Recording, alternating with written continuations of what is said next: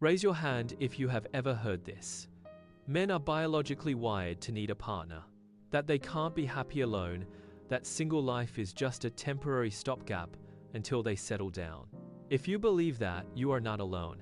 Every movie, every TV show, every cultural story we have ever been told repeats this same line. Men need relationships to be whole. So today I am asking you a direct, controversial question that will upend everything you think you know. Do you believe single men can actually be happier than men in committed relationships? Think about it. How many times have you seen a married man complain non-stop about his marriage, but still insist he could never be happy alone? How many times have you written off single men as just losers who can't find anyone to be with, instead of asking them if they actually like their life? This is not a question about whether relationships are good or bad. This is a question about a quiet shift that has happened over the last 10 years, one that nobody wants to talk about out loud. And I'm going to start with a real story you have almost certainly seen play out in your own life. I have a friend who got divorced 2 years ago, right in his mid-40s. When the papers were signed, all of us in his friend group expected the same thing everyone expects. We figured he'd take a few months to blow off steam, then start looking for someone new. We figured he'd be lonely, lost, desperate for someone to come take care of him. That's how the story always goes, right? A divorced man can't function alone. So we started setting him up. Mutual friends would bring up nice single women they knew. We'd invite him to group outings where there would be new people to meet. He'd smile, thank us, and then turn every single offer down. At first, we thought he was still grieving. We thought he just needed more time. So we backed off for a few months, then tried again. Same result. Another 6 months passed, same answer. Finally, I sat down with him for a beer one night and asked him straight out, "What's going on? Aren't you lonely?" He leaned back, looked me right in the eye, and said something I still think about all the time. He said, "I have never felt this peaceful in my entire adult life." At first, I thought he was just saying that to make himself feel better. I thought it was a coping mechanism, a phase he was going through after the stress of the divorce. But over the last 2 years, I've watched him build a life that fits exactly what he wants. No compromises, no arguments, no one else's needs to prioritize above his own. And that's when I started noticing this pattern everywhere. It's not just one friend. It's a growing number of men across every age group who are choosing to stay single, and they are not sad or lonely about it. Recent large-scale surveys from multiple research institutions have found a clear, consistent gap. Single men who actively choose to stay single report higher levels of life satisfaction than married or cohabiting men. That gap has widened every year for the last decade. Women have been talking about the happiness of single women for years, but nobody is talking about this side of the trend. This is not a fringe movement of a few bitter men. This is a mainstream shift that most people still refuse to acknowledge, because it cuts straight through every rule we have been taught about what men are supposed to want. And it challenges every belief most women have never thought to question. To understand how shocking this shift is, you have to first lay out the rule that everyone has been taught since childhood. This is the unwritten social law that has stood for generations, and it hasn't been seriously questioned until very recently. The rule says this: all men fundamentally need marriage and commitment to be happy. A man who stays single by choice isn't just making a different lifestyle choice. He's a failure. He's lonely. He's bitter. He can't get a girl, so he's making excuses. If he's been through a divorce, he's obviously hurting and just hiding it. If he's never been married in his 30 seconds or 40 seconds, something is wrong with him. You see this narrative everywhere. It's in every romantic comedy where the male lead's happy ending is getting the girl. It's in every news article about leftover men who can't find wives. It's in the casual questions your grandma asks at Thanksgiving. It's in the way coworkers cluck their tongues when a single man turns down a setup after a breakup. This narrative is so consistent, so ubiquitous, that most of us never stop to ask if it's actually true. And for most women, especially, this rule has never felt like something that needs questioning. It just is. It's the baseline they've always used to think about what men want. Now it's time to pull back the curtain and look at what the latest data actually says. This isn't anecdote, this isn't opinion, This is large-scale, nationally representative survey work collected year after year across multiple Western countries. For decades, every major relationship survey has shown the same baseline. Married men reported higher average life satisfaction than single men. That's where the traditional assumption came from. That's what all the cultural narratives were built on. For generations, that gap stayed consistent, only shrinking slightly in the 1990s and early 2000s as more men chose single life. But starting around 2018, something shifted. The gap closed completely, then it flipped. Now, the latest 2023 and 2024 data from the US General Social Survey and the UK Annual Population Survey both show the same clear result. The gap in life satisfaction between single and married men has not just shrunk, it has reversed. Single men who actively choose to stay single are now pulling ahead. They report higher average satisfaction with their daily lives, higher satisfaction with their finances, and higher satisfaction with their social connections than married men do. This is not a small blip in the data. It's a consistent trend that has held across every age group from 18 to 65, and it's grown wider every single year. If you've spent any time dating in the last 10 years, this reversal shouldn't surprise you. The entire dynamic of modern dating and relationships has shifted, and not in a way that works for the average man. For generations, the unspoken agreement was this: men bear the bulk of the financial responsibility for building a life together, and in return, they get a stable, committed partnership that meets their emotional and social needs. That agreement has broken down completely. Now, men are still expected to cover nearly all the upfront costs of dating. The first date dinner, the weekend trip, the engagement ring that costs 3 times a man's monthly salary, the down payment on the house that goes in both names. Even when couples split bills long-term, most surveys still show single men contribute between 60 and 70% of shared household expenses on average, even when both partners work full-time and earn similar incomes. So the financial pressure hasn't gone away. If anything, it's gotten heavier, as housing costs and consumer prices have skyrocketed over the last decade. But what do men get in return for that investment? It's less than it's ever been. Breakup rates are higher than ever. Divorce rates hover near 50%. Men report far lower satisfaction with the emotional connection they get from committed relationships than they did 20 or 30 years ago. They say they're constantly navigating shifting expectations, constant arguments over unspoken needs, and less physical and emotional intimacy than they were promised when they committed. The investment got bigger, the reward got smaller. When you step back and look at that mismatch, it's no wonder so many men are walking away and finding single life far more satisfying than anyone expected. This isn't about being bitter or giving up on love because you can't find a partner.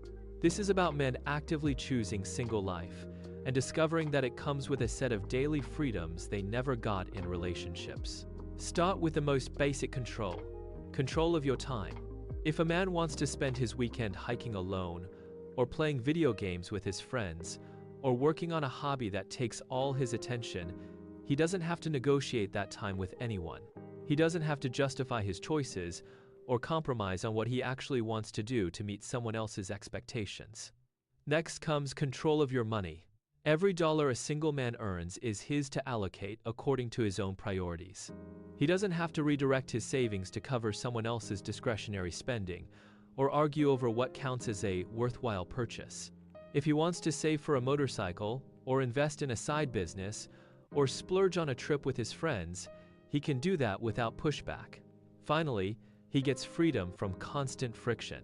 No more arguments over unspoken expectations. No more walking on eggshells around sensitive topics that can blow up into a fight at any time. No more trying to read between the lines to figure out what the other person wants. The absence of that constant low-grade stress is a huge weight off most men's shoulders. Critics still claim single men must be lonely and unfulfilled, but the data tells a different story. This isn't just a trend among men who've already tried and left relationships. It's filtering down to young men who haven't even started down the traditional path, and that's where the real permanent shift happens. For generations of men, marriage wasn't a choice, it was a requirement.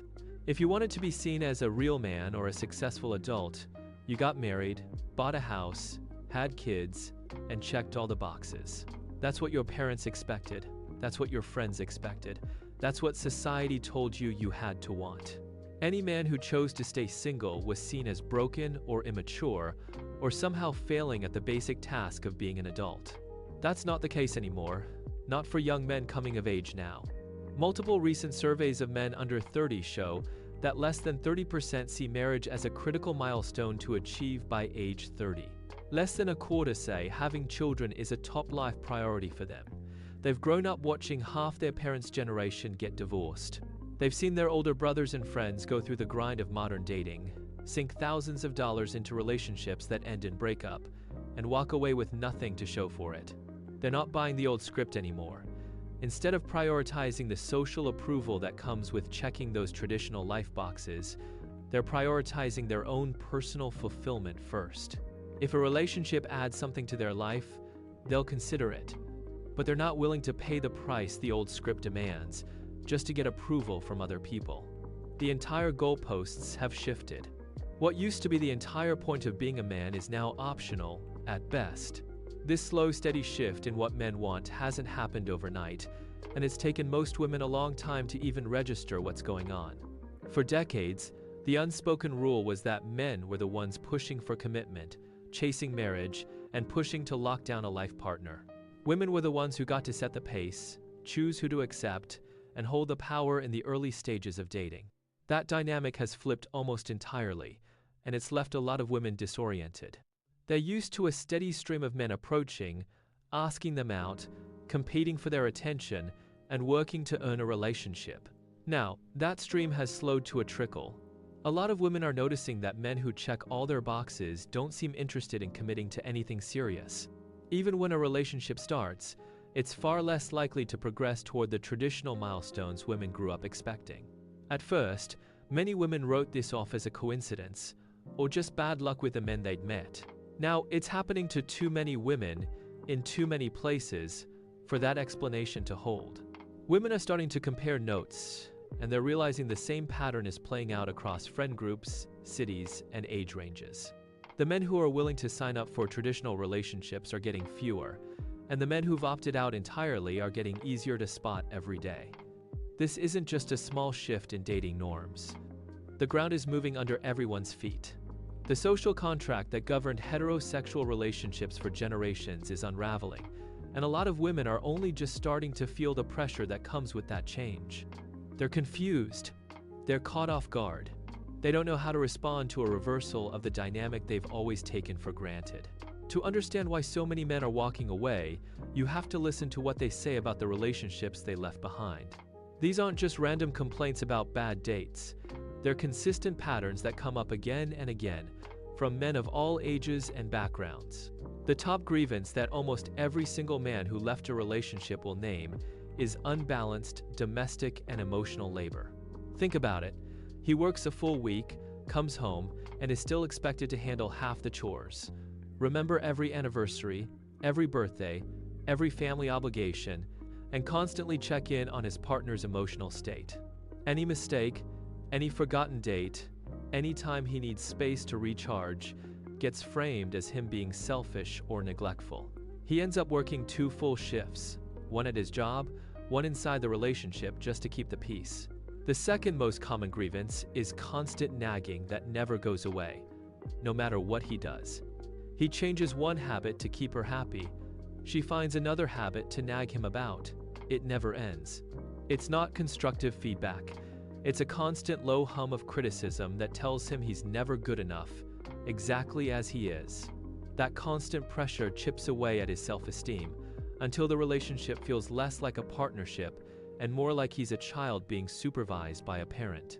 The third core grievance is unending, unfulfilled emotional demands that drain every bit of his energy. Men are expected to drop whatever they're doing, be available at any time to process every conflict, every bad day at work, every disagreement with a friend. If he doesn't respond the exact right way, if he needs just an hour to decompress before talking through a hard issue, he's labeled as emotionally unavailable or closed off. Over time, this constant drain leaves him with nothing left for his own goals, his own hobbies, his own peace of mind. Every ounce of his emotional energy goes to meeting her demands, and he still never meets the standard. Beneath all those emotional and labor grievances, there's a hidden financial burden that most men don't talk about until they've already left the relationship, and it's one of the biggest drivers of their resentment. Start at the very beginning of dating. From the first match on an app to the third date, the unspoken assumption is almost always that the man will cover the entire bill. Split billing is still treated as a red flag, a sign that he's not serious or not generous enough. Even when a woman suggests splitting, men still report feeling pressure to insist on paying, just to avoid being labeled cheap. That expectation doesn't end when the relationship becomes serious. It follows men into cohabitation, into engagement, and into marriage. He's expected to cover the rent or the mortgage. He's expected to pay for most of the groceries, the utilities, the shared vacations, all the big-ticket purchases that come with building a life together. The most revealing part? This expectation holds even when he and his partner earn the same income, or when she earns more than he does. Studies and anecdotal reports both confirm that when a woman out-earns her partner, she still rarely takes on a proportional share of the shared financial burden. In many cases, she keeps her higher income for her own personal expenses, savings, and hobbies, while he covers all the joint costs. What makes this burden cut so deep is the lack of gratitude that almost always comes with it. Men report that after years of covering every bill, taking on extra work to pay for shared goals, and skipping their own desired purchases to keep the household afloat, they rarely hear a genuine thank you. The financial contribution is treated as an expectation, not a choice, not a sacrifice. He's just doing what a man is supposed to do. Anytime he brings up the imbalance, anytime he asks for a larger contribution, he's framed as being greedy or selfish or not a real man. Over years, this uncompensated, unacknowledged financial drain adds up. He's putting in extra hours at work, passing up his own dreams, pouring every extra dollar into the relationship, and getting nothing in return but criticism and expectation. The resentment builds slowly, but it builds irreversibly. By the time he walks away, he's not just leaving an unhappy relationship, he's leaving a financial weight that he's carried for years, with no end in sight and no recognition for the effort. When you add up all these unbalanced burdens, emotional labor, constant criticism, unacknowledged financial responsibility, the impact on men's mental health is impossible to miss. Recent peer-reviewed studies on adult mental health have tracked stress and chronic anxiety rates across different relationship groups, and the results are not what most people expect. Let's break the data down clearly. The highest average stress levels, the highest rates of chronic anxiety and persistent sleep disruption are not found among single men.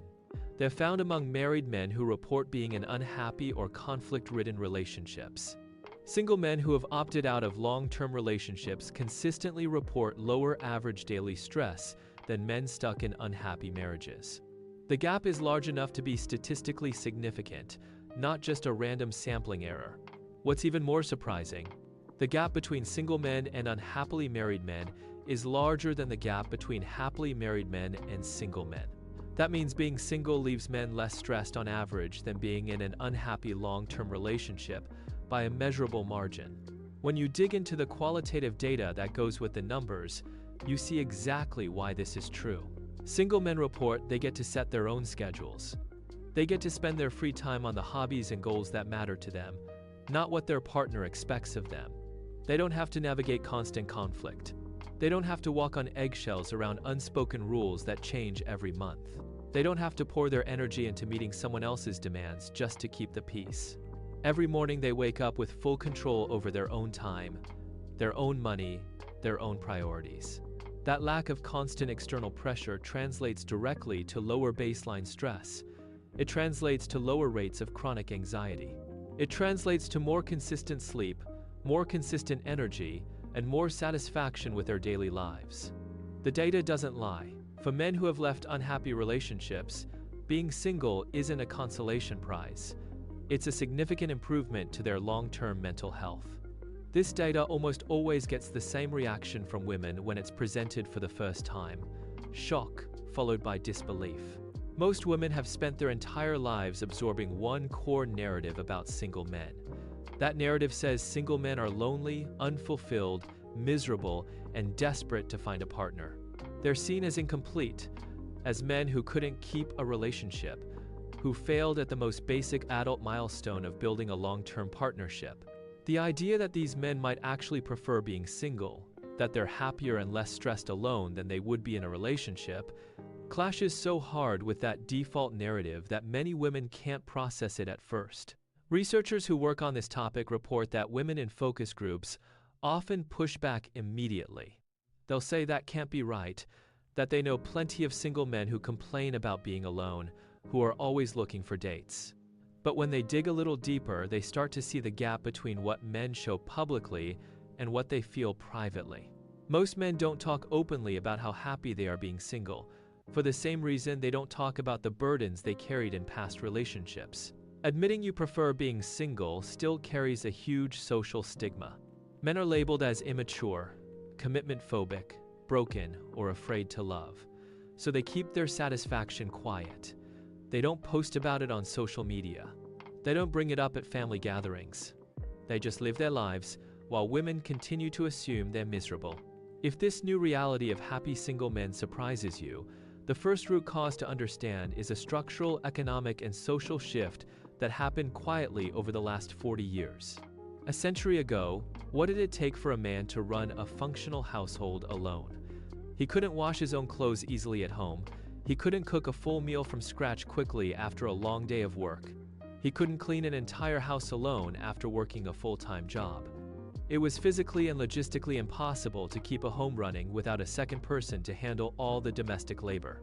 That's why marriage was, for most of human history, an economic survival contract.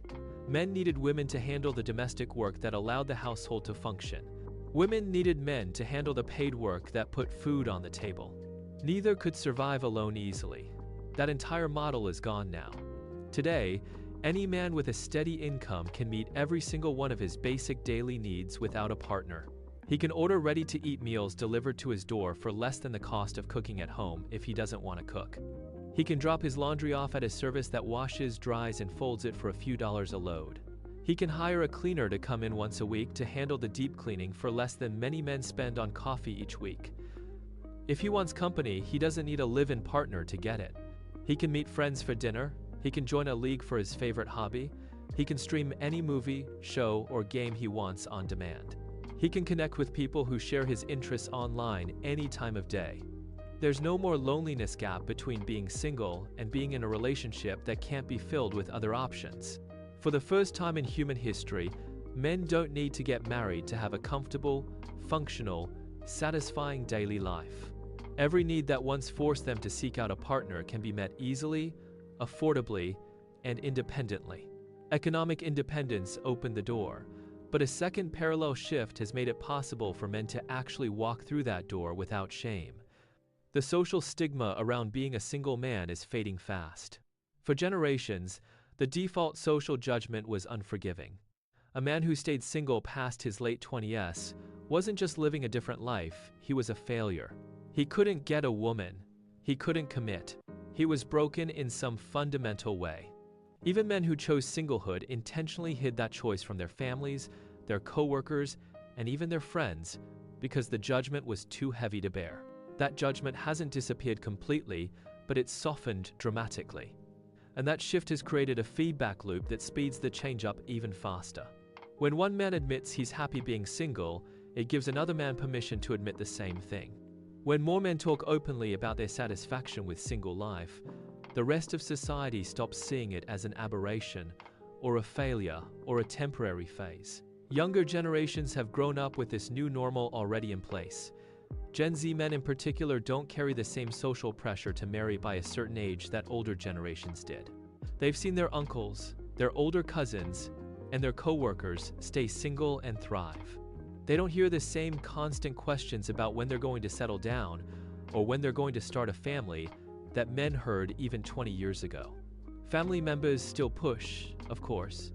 Old narratives still stick around in popular media, but the overwhelming social pressure that once forced men into relationships they didn't want is gone. Men no longer have to hide their preference for being single. They can talk about it openly.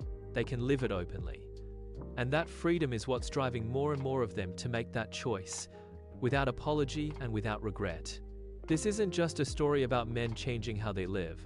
It has immediate, stark implications for women who still want to get married and build a traditional life with a partner. Let's put this plainly. The more men who wake up and realize they're happier alone than in an unfulfilling relationship, the fewer willing, committed partners there are in the dating pool. And this isn't just a matter of bad luck or men suddenly becoming unreasonable. It's a simple supply and demand problem. The men who are most capable of meeting the standards that many women say they want, men who are stable, independent, self-sufficient, happy with their lives, responsible with their money, are exactly the men who have the most to gain from staying single. They don't need a relationship to feel complete. They don't need to compromise on their preferences, their routines, or their goals to get what they want out of life. If a relationship doesn't make them measurably happier than being alone, they can walk away. And a growing number of them are walking away and not coming back. That leaves a smaller and smaller pool of men who are actually willing to commit to long-term marriage. For women who hold the line on their standards and refuse to settle for a partner that doesn't meet their needs, that means the search gets harder, not easier, every year. The men who check every box on your list are also the men who have the least incentive to join the dating market, or stay in it, or commit to a lifelong partnership. They can get everything they want from life without getting married. So they're not going to beg for a relationship they don't need. They're not going to compromise on what they want just to check a social box that doesn't matter to them anymore. And that leaves the women who do want marriage in an increasingly tight spot. So where does this all go from here? The numbers don't lie. Every survey of young men across North America and Western Europe shows that interest in marriage is dropping faster year over year, and that more young men already say they prefer being single to being married. A lot of older people look at this trend and assume it's just a phase. They think young men will get it out of their system, settle down when they get older, and go back to the traditional pattern their parents and grandparents followed. But that assumption misses how fundamentally the ground has already shifted. This isn't a temporary blip caused by a bad economy or a post-pandemic hangover. This is a permanent change in how men see their own happiness, their own goals, and their own place in the world. Every year, more young men grow up watching older single men thrive. Every year, more young men hear other men talk openly about being happy alone without the pressure to compromise or conform. Every year, the social stigma fades a little more, and the economic tools to live independently get a little more accessible. All of these forces push in the same direction, and none of them are going away. By the time today's 20-year-olds hit their 30s and 40s, choosing single life won't be an exception. It will be a common, fully accepted choice for a large share of the male population. Traditional monogamous marriage won't disappear entirely, but it will become far less common for the next generation than it was for any generation that came before it. More and more young men will just keep choosing to live alone, build their lives on their own terms, and stay happier that way. That's the full picture of what's happening, and why so many men are finding they're happier alone than in the relationship society has told them they're supposed to want. This isn't just an abstract trend we're talking about here. It changes lives. It changes communities. It changes the way everyone looks at love, commitment, and what it means to build a happy life. I know this conversation will hit differently for everyone watching. Some of you will read this trend exactly the same way I just laid it out, and you'll have your own stories to back it up. Some of you will disagree completely. You'll have seen different patterns in your own life, and you'll have your own reasons for thinking this shift won't last, or that it's not as big a deal as I'm making it out to be. That's exactly why I want to hear from you. I'm opening this conversation up to all of you in the comments section. I want to know what you've seen. Have you noticed this trend growing in your own friend groups, your own communities, or your own family? Do you think single men really are happier than men who are locked into unhappy or unfulfilling relationships? If you're a single man watching this, what's your own experience been? Do you agree with what I've laid out here, or do you see things differently? Drop your thoughts, your questions, and your own stories below. I read every comment, and I want this space to be an open, honest conversation about what's actually happening in modern relationships right now. If you found this discussion thought-provoking, If it made you think differently about the way relationships work right now, please hit the like button for this video. Likes help this conversation reach more people, and they let me know you want to see more content like this covering modern relationship trends. If you haven't subscribed already, please hit the subscribe button and turn on notifications for this channel. I post new deep dives every week looking at the shifting norms, the new data, and the unspoken changes that are reshaping how we date, how we connect, and how we build happy, fulfilling lives. We're covering all the messy, complicated, important shifts happening in modern relationships, and you won't miss any of it if you subscribe. All of this work takes time and research, and I really appreciate every single one of you who takes the time to watch and engage with these conversations. Thank you so much for watching, and I'll see you in the next video.